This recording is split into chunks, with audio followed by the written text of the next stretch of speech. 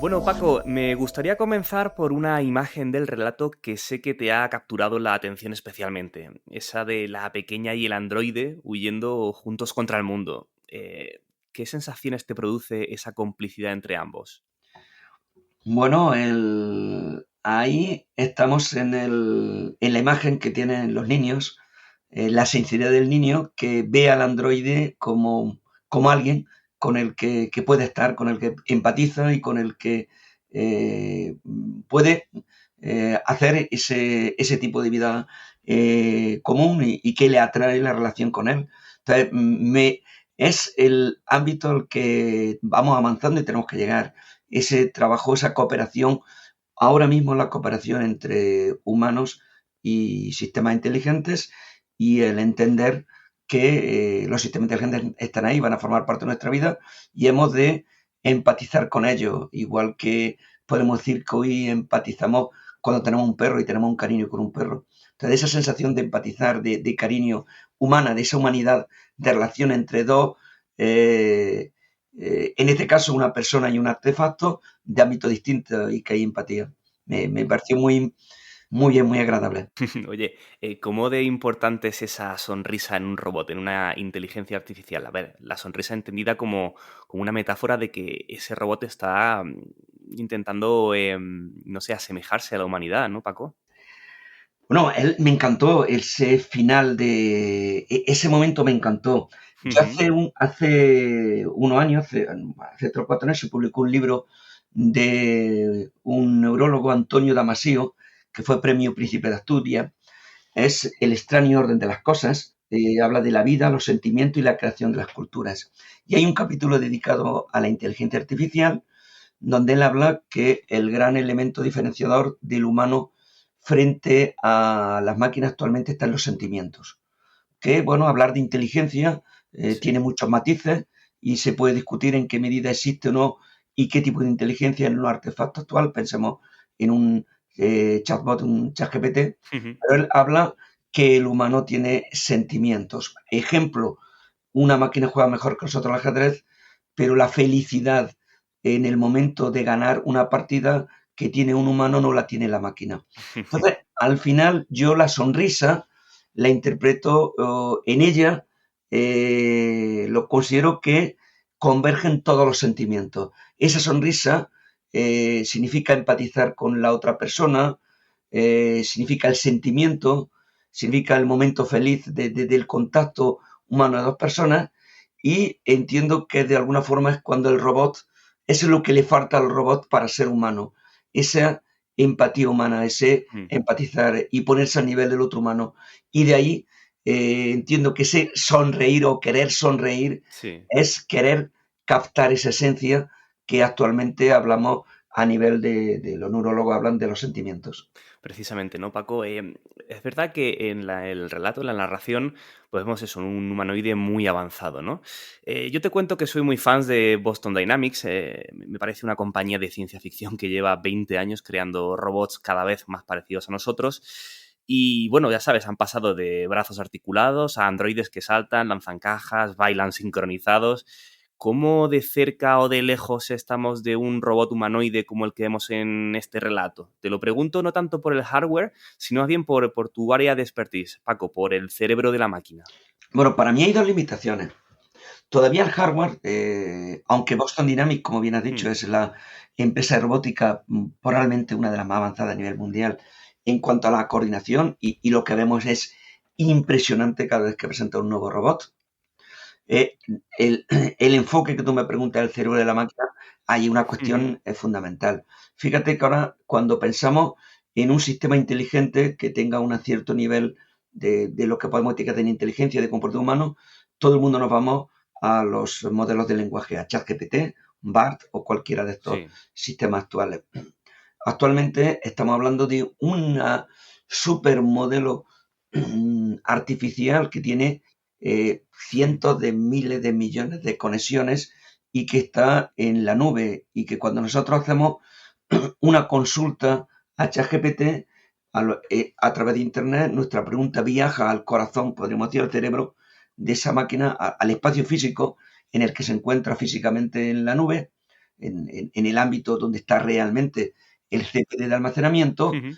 El modelo neuronal procesa nuestra pregunta, responde a la pregunta y la salida del sistema vuelve a venir vía Internet a nuestra app, a nuestra pantalla. Por tanto, estamos hablando de unos modelos, de un modelo inteligente centralizado. Cuando estamos hablando de Ujú. un humanoide, como tenemos un humanoide avanzado, como tenemos en el caso de la sonrisa del relato, estamos hablando de un humanoide que ya no está conectado externamente, sino que internamente en un espacio físico pequeño, que podemos hablar de la simulación Sí. de nuestro cerebro, se está almacenando todo lo que es la capacidad de cálculo, almacenamiento, procesamiento. Hoy eso está muy lejano. No existe hoy los modelos computacionales que nos permitan plantearnos que vamos a tener esa capacidad hoy de cálculo y del almacenamiento de todo el conocimiento que se presupone que se tiene en un inicio del procesamiento, como el que sigue aprendiendo y que además tiene que estar procesando el aprendizaje. Hoy no tenemos esa capacidad. En un libro que leí recientemente de Mark Evans, Máquinas como yo, recuerdo que hablaban de un humanoide, del primer humanoide de este tipo, y hablaban de la Ujú. computación del ADN, hacían la hipótesis de una computación avanzada llamada computación con ADN, que permitía tener en un espacio reducido y con las dimensiones de lo que sería el humanoide, toda esa capacidad de almacenamiento y cálculo. Hoy, la tecnología actual, estamos lejos de ello. Estamos hablando de máquinas centralizadas, donde el procesamiento del lenguaje está centralizado en una máquina que ocupa unos ingentes espacios de máquinas de almacenamiento y de cálculo. Sí, porque al final también se trata, Paco, de simular el propio cerebro humano, algo que todavía estamos lejísimos de conseguir, ¿no? Claro, estamos ahí. Estamos en el que nosotros mismos lo que tenemos es un modelo artificial que con un modelo muy potente de capacidad de cálculo, optimización y probabilidad, lo que hace es tener una teoría de probabilidad de frases, de la siguiente palabra, de acuerdo al procesamiento de una pregunta y a partir de toda la información almacenada. Pero estamos hablando de un modelo de predicción Hmm. a partir de la información almacenada, de razonamiento a partir de una inmensa cantidad de información que tienes que tenerla de alguna forma codificada y almacenada en una necesidad actualmente realmente de almacenamiento muy grande. Estamos hablando de unas CPDs, realmente cuando hablamos de Ujú. la nube estamos hablando de grandes CPDs, pensemos en estadios de fútbol llenos de máquinas conectados con unas conexiones tremendas, una velocidad tremenda, con los cuales nos conectamos, llega nuestra pregunta, se procesa muy rápidamente porque en el fondo habría un encolado de las preguntas de todos aquellos que interactuamos con las distintas entradas y salidas de esos modelos que van a estar obviamente replicados con múltiples entradas y salidas y lo que tenemos es ese ordenador central, llamémoslo de ordenador, realmente una red de ordenadores centralizada Ujú. que nos están dando la respuesta al sistema. Imaginemos que conseguimos la tecnología, ¿no? Que en un momento determinado llegamos allí. ¿Tú ves que se normalice el uso de este tipo de androides en la sociedad o que sean, digamos, el nuevo coche que todo el mundo tiene? Bajo la hipótesis, si nosotros tuviéramos la tecnología, obviamente como ha ocurrido a lo largo de la historia y particularmente cuando estamos hablando de tecnología en el ámbito de la ingeniería, siglo XX y siglo XXI, toda tecnología que se ha desarrollado ha tenido una fase de prueba de concepto y después una fase en Ujú. la que llega a nuestra vida cotidiana. Y acabamos hablando de lo que yo denomino la inteligencia artificial silenciosa, podríamos hablar de la ingeniería silenciosa, que entra en nuestras vidas. Yo hablo y denomino inteligencia artificial silenciosa, por ejemplo, el robot aspirador, que una vez que lo tenemos en muchas viviendas y forma parte como un aparato más de nuestra vida, pues para nosotros es lo normal hacer el plano del salón de casa, moverse, limpiar, etcétera. Eso es inteligencia artificial, convivimos con ella y no olvidamos de que estamos comiendo con inteligencia artificial. Creo que de igual forma, obviamente de una forma diferente, porque estamos hablando de la interacción humano-máquina, y eso es Ujú. mucho más complejo. Entramos en la parte de sentimientos, pero creo que, bueno, en un periodo de transición, porque tampoco va a ser un momento en el que llegue en un momento puntual, sino que esto va a haber una transición, una evolución de la tecnología de forma natural entrará en nuestras vidas y habrá un momento en que viviremos con esa tecnología, igual que hoy para nadie el automóvil es una tecnología extraña. Y si nos situamos en principio del siglo pasado, pues cuando vemos alguna película que recrea aquella época, en los inicios el automóvil era algo fantástico. Claro. Claro, tal vez cuando nos encontremos con estos androides de manera habitual empiecen los problemas, ¿no? Porque no sé si opinas que se pueden llegar a dar episodios de vandalismo contra estos androides, precisamente como el que da inicio a la historia que acabamos de escuchar, de la sonrisa, ¿no? Estoy hablando, ya te lo imaginas, de una especie de neoludismo o de movimiento en contra de la inteligencia artificial. No sé si tú lo ves esto plausible.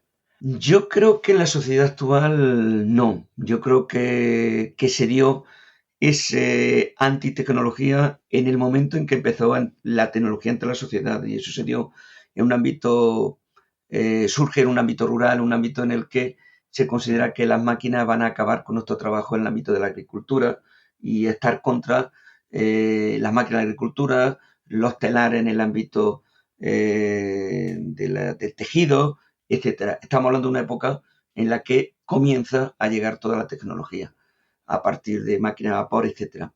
Hoy yo creo que tenemos una sociedad avanzada.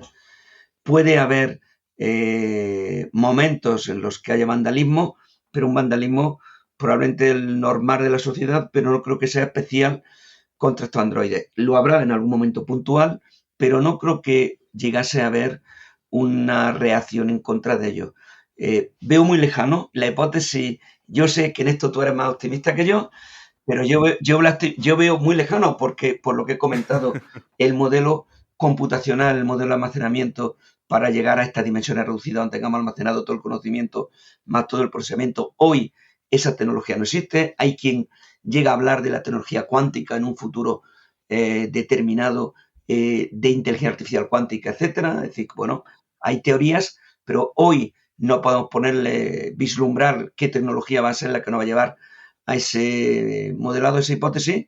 Lo veo lejano, pero creo que el día que llegue la sociedad estará madura para ir aceptando la tecnología, porque además la tecnología inteligente ya formará parte de nuestra vida del día a día en muchos ámbitos. Habremos aprendido a estar, ya estamos, pero habremos aprendido a estar más y más en el cotrabajo con la tecnología inteligente y cada vez más estar rodeado de artefactos inteligentes.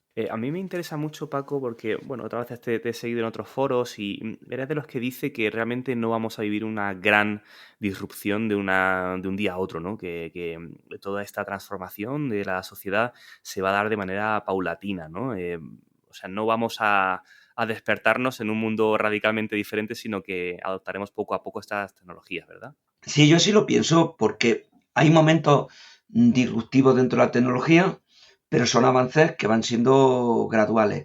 Ahora mismo estamos en un momento disruptivo de la inteligencia artificial. En el año 22, en 2022, se produce pues, una eclosión asociada con la IA generativa, la creación de imágenes y la creación del lenguaje, con herramientas que se ponen a disposición de cualquier usuario, pasan del laboratorio a la sociedad y se hace un experimento social. De golpe, en pocos meses hay más de 100 millones de usuarios conectados y dados de alta en ChatGPT, con lo cual es un experimento social realmente de analizar el componente de esa tecnología y la mejora de la tecnología. Pero esto va siendo progreso en la investigación, saltos paulatinos, pero son saltos que son importantes y que además se están acelerando porque hace 3 años prácticamente nadie hubiera hablado de que hoy tendríamos esa tecnología. Incluso los propios creadores de la tecnología, en algunas de las entrevistas que lees, te indican que reconocen que ellos se han quedado sorprendidos de la rapidez de avance de los modelos de lenguaje y cómo avanzaron muy rápidamente en esas versiones de GPT del 2 al 3 y al 3.5, y ellos te lo cuentan. Entonces es cierto que estamos en un avance progresivo con un crecimiento, no diría yo exponencial, pero bueno, pues utilizamos este término del crecimiento exponencial de la tecnología, pero siempre gradual. Sí, pero yo entiendo que siempre es gradual y que vamos a ir, y también porque la propia aceptación de nuestra sociedad nos lleva a la incorporación de la tecnología de forma gradual. Hay momentos en los que una tecnología muy disruptiva acaba no ser aceptada y absorbida por la sociedad, y eso a nivel de empresa implica a veces pues una crisis. Pensemos, ejemplo, el metaverso. Hace 2 años, Ujú. pues la matriz de Facebook llegó a cambiarse el nombre como Meta. Sí, iba a ser el nuevo Internet, ¿no? Claro, el nuevo Decían. Internet, y cuando dicen Zuckerberg la apuesta a inversión de 10.000 millones, el lanzar Metaverso como la gran plataforma, pues parecía como que era la gran apuesta tecnológica, además de la empresa Meta, y han pasado un par de años largos y estamos viendo que no, que no tiene un despegue, probablemente porque la tecnología se ha adelantado hacia lo que la propia sociedad necesita, requiere o quiere utilizar. Entonces yo Ujú. creo que también hay momentos en que va a haber un equilibrio a todos los niveles. La necesidad de la sociedad, lo que la sociedad está dispuesta a dar ese salto, y también buscando que esa disrupción tecnológica que continuamente existe no implique una disrupción social, una disrupción económica. Tiene que haber una gradualidad para mantener ese equilibrio en la sociedad. Claro. Aún teniendo en cuenta que también tenemos ciertas necesidades urgentes de la tecnología. Yo soy de los que cree que la tecnología nos va a ayudar a abordar muchos de los retos actuales del mundo actual, y tenemos retos importantes de cambio climático, retos de Ujú. abastecimiento a nivel de agroalimentario, de producir con poco coste para poder alimentar al planeta, un planeta al que estamos exprimiendo, y yo veo la tecnología desde la perspectiva positiva, lo veo la perspectiva positiva. Hoy mismo se acaba de publicar Sin una duda. entrevista a un neurocientífico, Mariano Sigman, que acaba de publicar Ujú. un libro sobre inteligencia artificial, y él habla en la entrevista que debemos tratar a la inteligencia artificial como a una musa y no como a un adversario. Ha sido una frase preciosa que me ha Qué encantado, buena. y he estado leyendo antes de comenzar la entrevista nuestro diálogo, estoy leyendo la entrevista a este filósofo, Ujú. perdón, este filósofo, perdón, a este neurocientífico que escribe el libro en colaboración con un tecnólogo, Santiago Bilinkis, y realmente me ha encantado la entrevista porque tiene un planteamiento positivo, pero es que nunca había escuchado ni leído esto de tratar a la inteligencia artificial como una musa y no como un adversario, y me ha parecido una frase preciosa desde mi perspectiva de trabajar en el ámbito de la inteligencia artificial. Completamente, porque además yo creo, Paco, que va a contrasentido de lo que siempre se ha reflejado tanto en la cultura popular como últimamente también en ciertos foros en los que parece que la inteligencia artificial hay que ponerle un límite, hay que ralentizarla, con esta carta suscrita por numerosos investigadores, ¿no? Diciendo que cuidado, no vayamos demasiado rápido, ¿no? Y entonces estos discursos de que tal vez sea la IA la que, en cierto sentido, nos salve de los problemas en los que nosotros mismos nos hemos metido, pues creo que hasta cierto punto es esperanzador, ¿no? Hombre, es esperanzador y es un mensaje importante, positivo, porque si analizamos siglo XX y siglo XXI, que son los dos siglos Mm. del salto tecnológico, donde la ingeniería ha provocado los grandes saltos tecnológicos y parte y tres de las revoluciones industriales, ahora estamos inmersos en la cuarta, asociada justamente a estas tecnologías, y Ujú. hemos tenido al principio del siglo la segunda revolución industrial en torno a la electricidad como elemento desencadenante, y la tercera revolución industrial en los ordenadores, el Internet, desde mitad del siglo pasado. La tecnología ha permitido unos avances muy importantes y una mejora de la calidad de vida. Podemos hablar del humano en el centro, como se dice, como se plantea de Europa, el human Ujú. centric, el humano en el centro del desarrollo de la tecnología. Y creo que es así, la tecnología ha ayudado al desarrollo. Comentaba en la entrevista que comento de Mariano Ujú. Sigman, con la inteligencia artificial tiene unas condiciones diferentes a otras tecnologías, porque a diferencia de otras tecnologías, el humano es el que toma la decisión, siempre última decisión de la aplicación, tiene una capacidad que va más allá también en la toma de decisiones. Entonces, esto la hace diferente, pero la hace diferente también en la medida que está asociado a esa capacidad de amplificar nuestra capacidad de razonamiento, de conocimiento, de Ujú. aprender, y nos puede ayudar a resolver esos grandes problemas que tiene el mundo y que no podemos negar hoy en día, que nos encontramos en una vicisitud importante y estamos viendo fenómenos meteorológicos sin ir más lejos, tremendos a lo largo de los últimos meses, periodos de Ujú. sequía, grandes inundaciones y fenómenos que obviamente nadie puede negar, que hay un cambio climático y que además hay otra serie de problemas, además de los que creamos los propios humanos con las guerras y todas nuestras desavenencias, hay también unas necesidades. Yo soy de los que consideran que la tecnología nos debe ayudar y nos debe ayudar a salvar este planeta. Ujú. Paco, volviendo un poco al relato, a esa sonrisa, a ese rasgo genuinamente humano, ¿tú eres de los que creen que el despertar de la conciencia en la IA, que es un fetiche de ciencia ficción, como bien sabes, es algo inevitable, imposible o siquiera deseable? ¿Qué opinas? Si empezamos por la última parte, yo también me pregunto que por qué desear esa conciencia. Claro. Yo no tengo ese deseo, sinceramente, ¿no? ¿Por qué? Ujú. He leído algunos autores que se plantean que el porqué de la conciencia. Segunda parte. ¿Y cuál es la ventaja evolutiva, ¿no? De tener una Claro, conciencia? en segundo lugar, ¿qué es la conciencia? ¿Hasta qué punto? Luego viene el aspecto de la conciencia. Claro. Es la conciencia y en qué medido, cómo es la conciencia y el ser consciente. El otro día hablaba con un físico y me equiparaba la conciencia, me ponía el ejemplo de la anestesia. En el momento que la Ujú. anestesia, de alguna forma hay una intervención sobre nuestro sistema nervioso, perdemos la capacidad de tener ningún sentimiento de ningún tipo en una operación médica y cuando se provoca el despertar, es cuando vuelves a ser consciente, tienes la conciencia de estar, de existir y todos tus recuerdos están en el mismo punto en el que quedaste dormido, digámoslo así, anestesiado. Bien, la conciencia es ese concepto de existencia, de que soy, estoy, no se puede explicar Ujú. hoy neurológicamente, no se puede explicar físicamente, no hay explicaciones todavía plausibles. Y entonces cuando hablamos de la conciencia de la máquina, ¿qué va a ser la conciencia de una máquina? Claro, se habla, la máquina sea consciente de que existe, y entonces llegamos a las teorías de la superinteligencia que nos plantea Nick Ujú. Bostrom en su libro. La superinteligencia nos lleva a una máquina consciente de su capacidad de mejorarse a sí misma y por tanto cada vez va a ser más inteligente y va a mejorar. Y pasamos de un modelo inteligente similar al humano, que tiene esa capacidad de automejora, a un modelo llamado superinteligente de automejora continua. Y esto se conecta también con esa capacidad de tener conciencia de problemas y de toma de decisiones.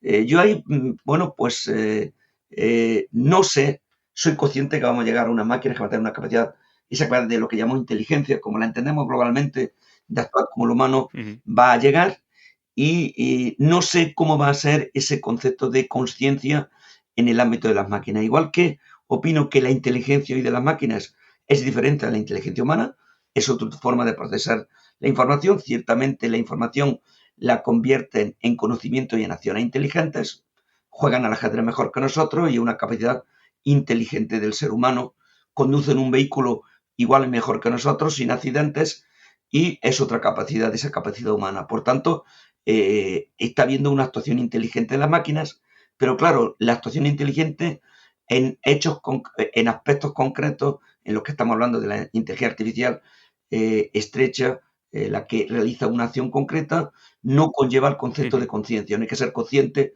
de que estás conduciendo un coche para conducir un coche. No hay que ser consciente de que juega al ajedrez para jugar al ajedrez. De hecho, hablamos al inicio, la sonrisa que para mí recoge la capacidad del sentimiento, el humano es consciente que juega al ajedrez, se recrea en la felicidad si gana o en el sentimiento de tristeza si pierde, porque es consciente de que está realizando esa acción. No sé dónde llegará ese aspecto de la conciencia. Vuelvo al final y al final pregunto si siquiera es deseable, Ujú. yo también lo pregunto, ¿para qué necesitamos una máquina que sea consciente de que existe como máquina inteligente? Tal vez es ese anhelo que tenemos, ¿no? Como especie de ver dónde están los límites. No sé si es lo mejor que tenemos o no, pero desde luego, si algo nos caracteriza es intentar eso, ¿no? Llegar al límite de lo posible y tal vez no seamos capaces de rechazar la tentación de ver si somos capaces de crear, pues, vidas, ¿no? Donde no existe, pues, una vida que sea consciente y ponerla, pues, a nuestra altura. Aquí ya habla Paco, como te imaginarás, no el periodista, sino el escritor de ciencia ficción, ¿eh? Totalmente de acuerdo contigo. Probablemente el primer libro de ciencia ficción, o Frankenstein o el moderno Ujú. Prometeo de Mary Shelley se sitúa como el origen, como el pionero de la ciencia ficción, y justamente estamos hablando de un libro en el que justamente se quiere recrear al humano, el humanoide. Frankenstein al final Exacto. es un humanoide, es decir, en el origen de la ciencia ficción, bueno, ya se está recreando ese interés que se tiene por construir un humano artificial, un humanoide. Ujú. Y estamos hablando de una novela que tiene aproximadamente un poco más de 2 siglos, con lo cual siempre el humano ha intentado recrear, tiene ese anhelo de tener una máquina inteligente, y una máquina inteligente que además siempre se nos plantea como una máquina que es consciente y por tanto se sitúa en el mismo plano paralelo de la conciencia. Fíjate, Blade Runner, la película Blade Runner, Justo. realmente los replicantes son conscientes de su existencia y son conscientes de que un replicante está diseñado para tener una corta vida y por tanto limitada. Y hay un momento Injusto en que el eso, ¿eh? replicante quiere alargar su vida porque es consciente que la vida se le acaba porque ha sido diseñado para vivir un periodo Mm. determinado de tiempo. Entonces aquí viene pues ese concepto de la conciencia, el querer seguir viviendo, el concepto global de la vida, de la vida del humano. Es un concepto global de humano y bueno, pues comprendo el anhelo de querer siempre, ir, de llegar a esos límites, llegar a alcanzar lo imposible, ¿no? La utopía de lo Mm. imposible en cualquier ámbito de nuestra vida. E igualmente en este ámbito en el que, de la inteligencia artificial. Pero vuelvo a la pregunta, yo no lo considero que sea necesario.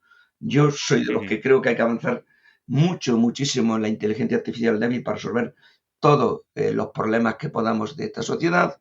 Soy consciente que esto nos conduce a una inteligencia artificial de tipo general. No sé, y nadie puede afirmar hasta qué nivel, cuál va a ser el ámbito, pero bueno, creo que debe ser siempre bajo unos principios éticos al servicio del humano para resolver problemas, y que una tecnología más al servicio del humano. No veo esa necesidad de tener un humanoide que sea como el humano y que tengamos ese humanoide enfrente a nosotros igual que el humano. Con lo cual, tampoco estoy afirmando que vamos o no a llegar a ese momento en un futuro, porque no podemos plantear en ningún momento actualmente, en el mundo en el que estamos viviendo, Mm. negar que se puedan alcanzar ciertos retos, porque los humanos hemos alcanzado. Bueno, vámonos hacia atrás. Julio Verne se planteaba ciertos retos en sus novelas que igualmente tienen ya un par de siglos, y fueron retos que finalmente el humano alcanzó. Eh, Ujú.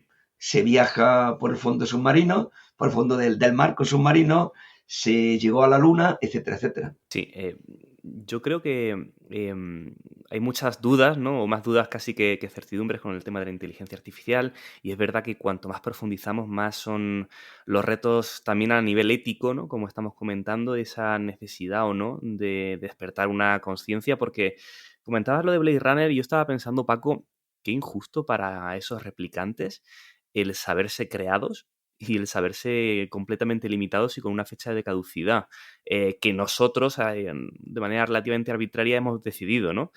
No sé si sería algo a evitar, ¿no? Jugando un poco a pensar en términos de ciencia ficción, porque entre otras cosas eso también nos lleva al famoso problema del alineamiento, que yo creo que es otro de los grandes fetiches de la literatura y de las películas de ciencia ficción, ¿no? El decir, oye, tenemos una inteligencia artificial que ha tomado conciencia de sí misma y de manera unilateral ha decidido que le sobramos, que no le interesa seguir el camino con nosotros. Esto, en el ámbito universitario y académico al que tú perteneces, Paco, esto no se toma en serio, ¿no? O no hay ningún investigador que plantee seriamente que esto pueda llegar a ocurrir. ¿O sí? No, desde un punto de vista de investigador no te planteas que pueda ocurrir.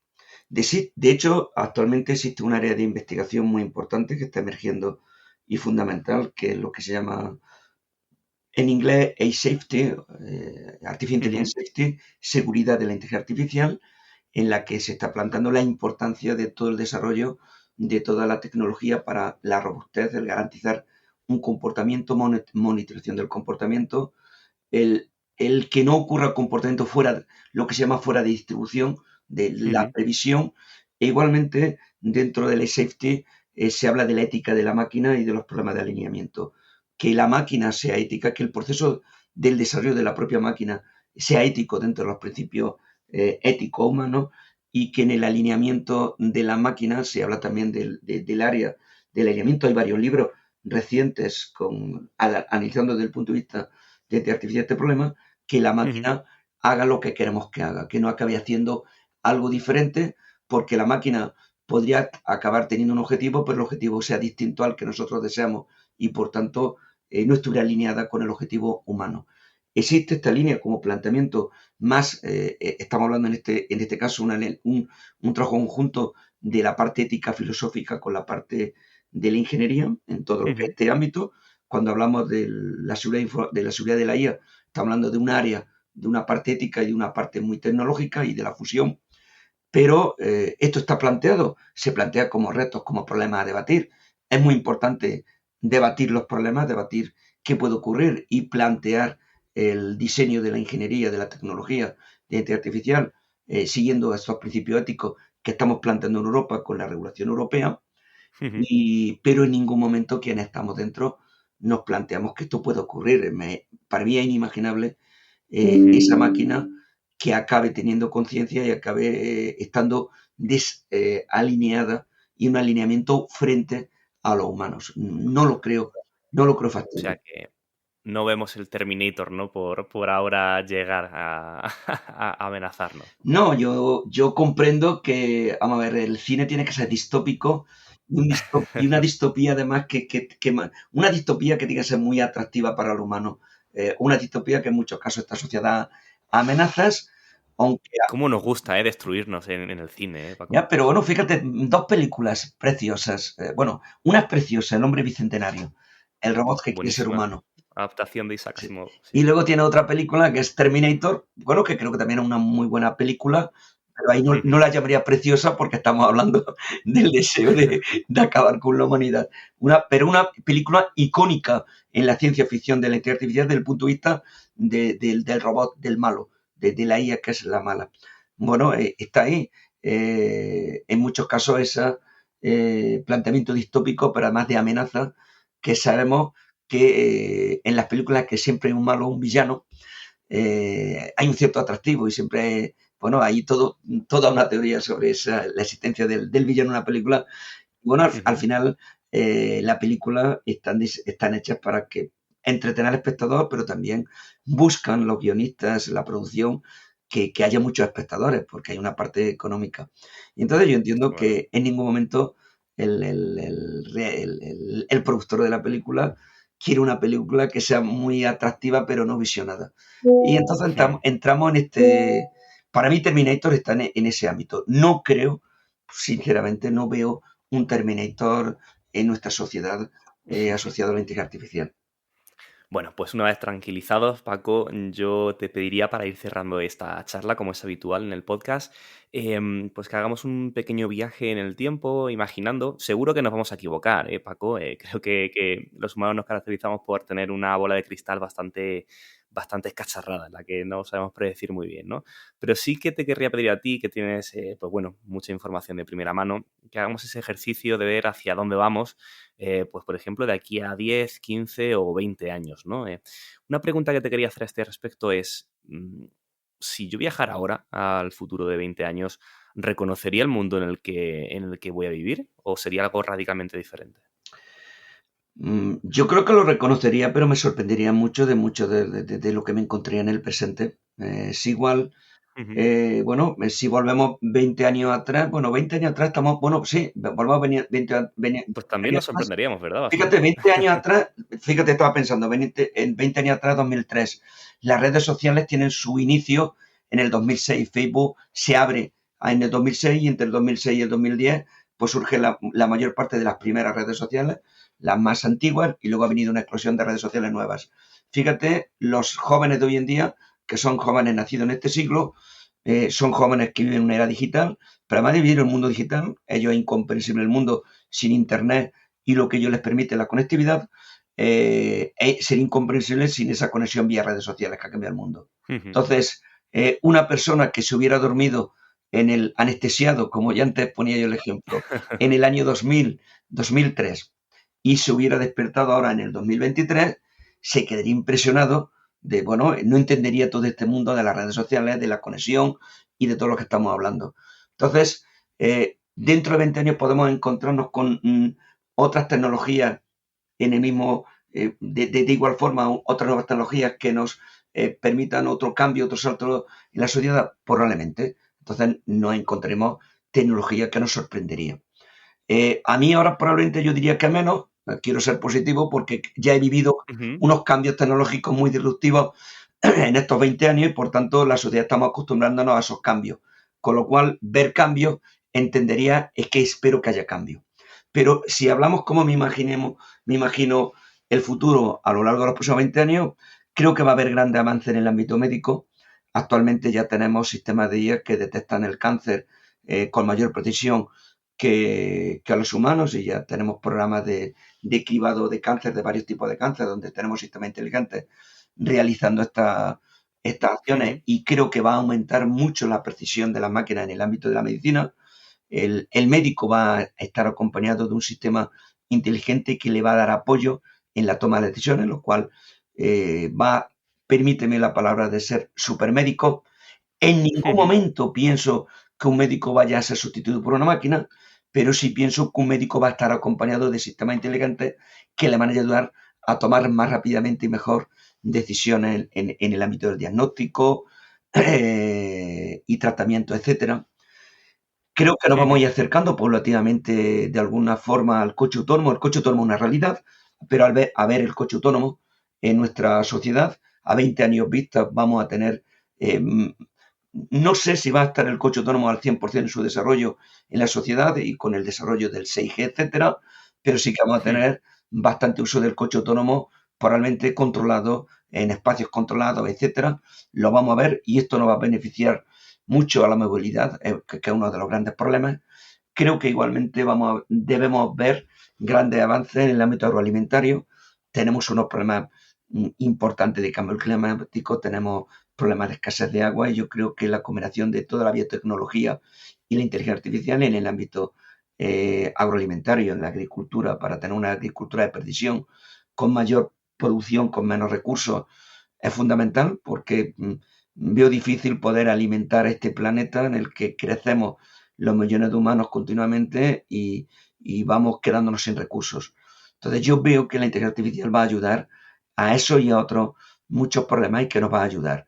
Y que va a haber Tienes, grandes sí. avances a lo largo de estos 20 años. Y además que en prácticamente en todas nuestras profesiones vamos a trabajar acompañados de sistemas inteligentes. Vamos a tener un trabajo colaborativo, igual que hubo un momento en el que el escritor primero estaba acompañado de la pluma, posteriormente Ujú. estuvo acompañado de la máquina de escribir, posteriormente estuvo acompañado del ordenador, del procesador de texto, que le permitía, ya no tenía que ir con a borrar lo que escribía, ni tenía que tachar con la pluma, ni tenía que estar borrando, poniendo tipes en la máquina de escribir o hacer unos borradores, sino que directamente se introducían cambios en el texto.